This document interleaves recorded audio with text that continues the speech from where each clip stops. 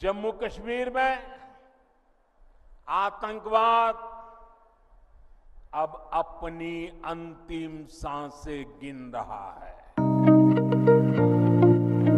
बता दें, जम्मू कश्मीर से बड़ी खबर है जहां पर सुरक्षा बलों को बड़ी कामयाबी हाथ लगी है। आज खबर ये है कि 4 से 5 जो मुजाहिदीन हैं या जिन्हें टेररिस्ट भी कहा जाता है, उन्हें वहां पे मार गिराया। और फिर उन्होंने ज़ाहिर है कि दहशतगर्दी की भी बात की कि जो फॉरेन पावर्स हैं वो दहशतगर्दी यहाँ पर करवाती रही। क्या वजह है? आए दिन यहाँ से लोग जाते हैं, अगर यहाँ से नहीं जाते तो कहाँ से लोग जाते हैं जो वहाँ पे जाके इस तरीके से इलीगल एक्टिविटीज करते हैं और फिर बाद में हमें ऐसी खबर देखने को मिलती है। पिछले 2-3 सालों से मैं देख रहा हूँ कि भारत जो है वो अवॉइड करता है, वो इग्नोर करता है, वो किसी खातिर में नहीं लाता कि पाकिस्तान ने क्या कहा जम्मू और कश्मीर पे। मुल्क की तारीख की महंगी तरीन शरह सूद पर कर्ज लेने का इंकशाफ हुआ है। हुकूमत यूरोपीय बैंक के $60 करोड़ कर्ज पर 11% सूद अदा करेगी। इसके अंदर एक जो प्रॉस्पेरिटी का उन्होंने बात की वो तो हमें दुरुस्त लगती है कि प्रॉस्पेरिटी आएगी, क्योंकि हम इसके ऊपर पहले कई बार बात भी कर चुके हैं कि वहां पर जो कंट्रीज हैं जैसे कि अरब कंट्रीज हैं, उन्होंने वहां पर काफी इन्वेस्टमेंट स्टार्ट की हुई है।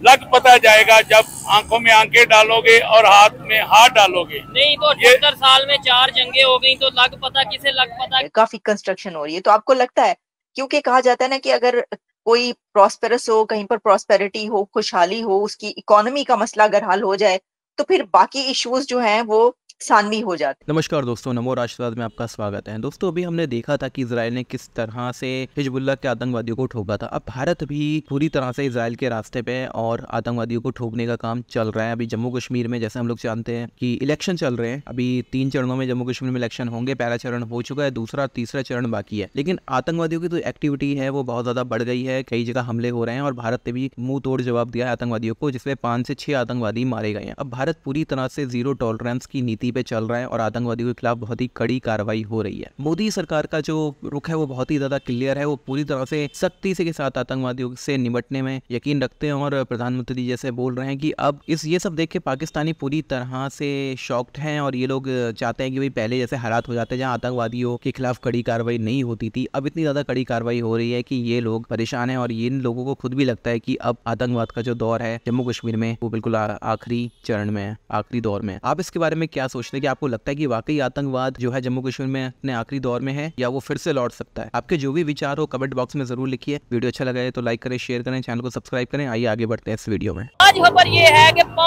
4 से 5 जो मुजाहिदीन हैं या जिन्हें टेररिस्ट भी कहा जाता है, उन्हें वहाँ पे मार गिराया है। पाकिस्तानी पब्लिक से बात करेंगे कि क्या वजह है? आए दिन यहाँ से लोग जाते हैं, अगर यहाँ से नहीं जाते तो कहाँ से लोग जाते हैं जो वहाँ पे जाके इस तरीके से इलीगल एक्टिविटीज करते हैं और फिर बाद में हमें ऐसी खबर देखने को मिलती है। आखिर ये कश्मीर का इशू हल होगा भी या नहीं? हम कश्मीर का इशू हल करना चाहते हैं या नहीं करना चाहते? साथ ही साथ एक भाई हमारे साथ मौजूद हैं जिनके रिलेटिव्स इंडिया में रहते हैं। इनसे पूछेंगे कि इनके मुताबिक जो इन्होंने इंडिया का विजिट किया, इनके मुताबिक वहाँ पे मुसलमानों की क्या सूरत हाल है, यहाँ पे हमारी क्या सूरत हाल है। मुझे बताइए कश्मीर का क्या इशू है? इन्होंने भी बात की और लास्ट में आपसे पूछ रहा हूँ ये इशू क्या है? आए दिन हम खबरें सुन रहे हैं, उधर जाते हैं जिहाद के लिए या मुजाहिदीन या कोई भी लोग, उन्हें मार कराया जाता है। इंडियन आर्मी, जाहिर बात है उनकी सर जमीन पे कोई जाएगा तो वो तो उधर से एक्शन लेंगे ना।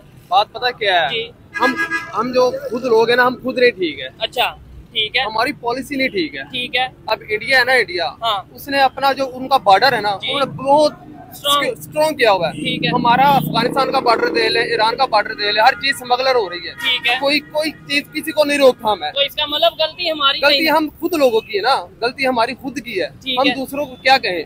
आप इस बात से एग्री करते हैं कि भाई हम अपने घर को क्यों नहीं पहले ठीक कर लेते? अगर आपको जिहाद का शौक है, इन्हें भी शौक है, इन्हें भी शौक है, तो भाई घर में इधर लेट्स सपोज वो गलत कर रहा है, ये गलत कर रहा है, इसके खिलाफ जिहाद करो ना। हम बाहर जाते हैं, हर चीज, हर गलत के खिलाफ जंग है, हर गलत के खिलाफ हमारी जो जिहाद है हम करते हैं। क्यों नहीं? अब आवाज बुलंद करना है। देखे बुराई की जो जुल्म करता है ना, आप सल्लल्लाहु अलैहि वसल्लम ने फरमाया जो जुल्म करता है ना, अगर मेरे पास ताकत नहीं है, अगर ताकत है मैं पहले सबसे पहले उसे हाथ से रोकूं। अगर हाथ से नहीं रोक सकता तो जुबान से रोकूं। अगर जुबान से भी नहीं रोक सकता, मुझे पता है जुल्म हो रहा है, ज्यादती हो रही है, जुबान से।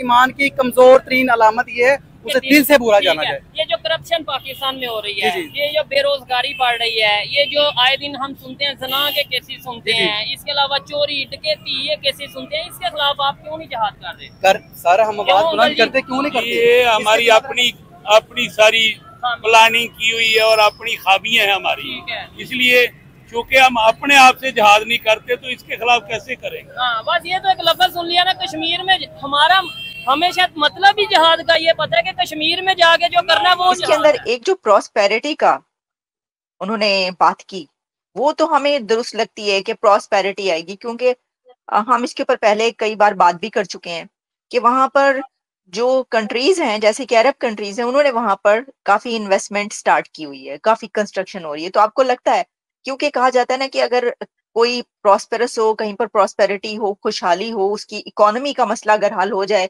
तो फिर बाकी इश्यूज जो हैं वो सानवी हो जाते हैं। आप इससे एग्री करेंगे या नहीं? As a matter of principle ये जो स्टेटमेंट है जी, इसके रद्द अमल में जो सऊदी पॉलिसी को जो लोग क्रिटिसाइज कर रहे हैं वो कह रहे हैं कि सऊदी अरबिया जो है वो इंडिया में इन्वेस्टमेंट कर रहा है ताकि वहाँ पे तरक्की हो, वहाँ पे ऑयल रिफाइनरीज और वहाँ पे इस तरह के प्रोजेक्ट लगा रहा है, जबकि पाकिस्तान में मदरसे और मस्जिदें बना रहा है। तो अगर ये मैटर ऑफ प्रिंसिपल है कि ये कोई डॉक्ट्राइन है कि जहाँ पे इन्वेस्टमेंट होती है वहाँ पे खुशहाली आती है और फिर ये होता है, तो ये आप खुद इसका हैशर देख लें। ये हुकूमतों और रियासतों की जो नाकामी है, बुनियादी तौर पे पाकिस्तान जो है वो कम्प्लीटली फेल हो गया है अपने जो मुस्लिम ब्रादर्स जिनको वो कहते हैं और कहते कहते थकते नहीं हैं 24 आवर्स, उनकी तरफ से जो उनको बिट्रे किया गया, या बिट्रे का लफ्ज़ मैं समझता हूँ कि थोड़ा सा रेडिकल है। बिट्रे तो तब होता है जब आप किसी के बारे में कोई जस्टिफाइबल किस्म की तवक्को रखें और वो पूरी ना हो। ये अनजस्टिफाइबल किस्म की ये वही तवक्को है जो आपके लोग जहाज़ों पे बैठ के तो सऊदी अरबिया में जाते हैं कि हम 1 लाख रियाल मांग के तो लेके वापस आएंगे, तो वहाँ वो अरेस्ट होते हैं तो कहते हैं जी हम तो बड़े मायूस हुए, ये मुकद्दस सरजमीन इसके तो हम भी मालिक हैं, तो इस पे हम भीख भी नहीं मांग सकते और ये सऊदी इस पे हुकूमत कर रहे हैं। तो अगर आप इस तरह का माइंडसेट रखते हैं तो जाहिर है डेफिनेटली आप बिट्रे कह लें, लेकिन बुनियादी तौर पे पाकिस्तान की जो एलीट है उसके जो पॉलिसी मेकर्स हैं उन्होंने अपने आप को बिट्रे किया, एक फेक किस्म की एक शराब के पीछे जो है भागते रहे। किसी दुनिया के कैलकुलेटर में जो उनकी कैलकुलेशंस हैं कि ये होगा तो ये हो जाएगा, उनमें से 1% भी किसी साइंटिफिक लॉजिकल रैशनल जो क्राइटेरिया होता है उस पर पूरी नहीं उतरती और नतीजे के तौर पे वो जो है बुरे तरीके से आइसोलेट हो गए। और इंडिया जो है इस वक्त इतना एक ही भारत का फ्रेंड है जितना कि कोई दूसरी फॉरेन कंट्री हो सकती है। जाहिर है 2 अलग अलग कंट्रीज हैं। वो इन्वेस्टमेंट का मतलब होता है कि आप किसी मुल्क पर उसके सिस्टम पर एतमाद करते हैं तो आप अपने खजाने से जो है वो पैसे निकाल के तो वहाँ पे इन्वेस्ट करते हैं। इससे बड़ा और कोई एतमाद नहीं होता। इस दुनिया इस वक्त जो चल रही है वो जाहिर है उसका ABC है इकोनॉमी। दोस्तों वीडियो आपने देख लिया है। अब मैं इस बात को मानता हूँ कि ठीक है काफ़ी हद तक आतंकवाद अपने अंतिम दौर में तो है, लेकिन अगर फिर से कोई कांग्रेस की सरकार आती है या ऐसी सरकार आती है जो इनके प्रति थोड़ी सहानुभूति रखती है तो आतंकवाद को बढ़ने में, दोबारा से इनको अपना सिस्टम इस्टेब्लिश करने में, अपना नेटवर्क इस्टेब्लिश करने में ज़्यादा समय नहीं लगेगा। इसकी सबसे बड़ी वजह है कि जम्मू कश्मीर की जो समस्या है वो है एक 90% मुस्लिम आबादी। अब जम्मू कश्मीर की जो समस्या है वो इसलिए क्योंकि 90% मुस्लिम आबादी है। अगर वहाँ पे 90% हिंदू आबादी होती तो क्या समस्या होती? और किसी भी राज्य में अगर मुस्लिम आबादी बढ़ रही है तो क्या वहाँ पे सिक्योरिटी के इश्यूज़ नहीं होते हैं? हम बंगाल और केरल को देख रहे हैं और बहुत ही, आप इसके बारे में क्या सोचते हैं कमेंट बॉक्स में ज़रूर बताइए। और एक बहुत ही दुखद खबर आई है कि तिरुपति मंदिर के लड्डुओं में गौमांस और मछली के तेल मिला है। ये बहुत ही दुख की खबर है कि हमारे मंदिरों में भी इस तरह के मिलावट का सामान पहुंच रहा है और किस तरह के लोग हैं जो वहाँ इन चीज़ों की सप्लाई कर रहे हैं। कहा जा रहा है कि जो घी वहाँ पे आता था उसमें ये सब चीज़ें थी। तो जो मंदिर समितियाँ हैं उन्हें ज़रा देखना चाहिए कि वो कहाँ से सामान खरीद रहे हैं और किससे खरीद रहे हैं और वो लोग क्या भेज रहे हैं। आप इसके बारे में क्या सोचते हैं कमेंट बॉक्स में ज़रूर लिखिए। वीडियो अच्छा लगे तो लाइक करें, शेयर करें, चैनल को सब्सक्राइब करें, चैनल को ज्वाइन करें, बेल का आइकन प्रेस कर दें लेटेस्ट नोटिफिकेशन के लिए। मिलते हैं अगली वीडियो में, तब तक के लिए जय श्री राम।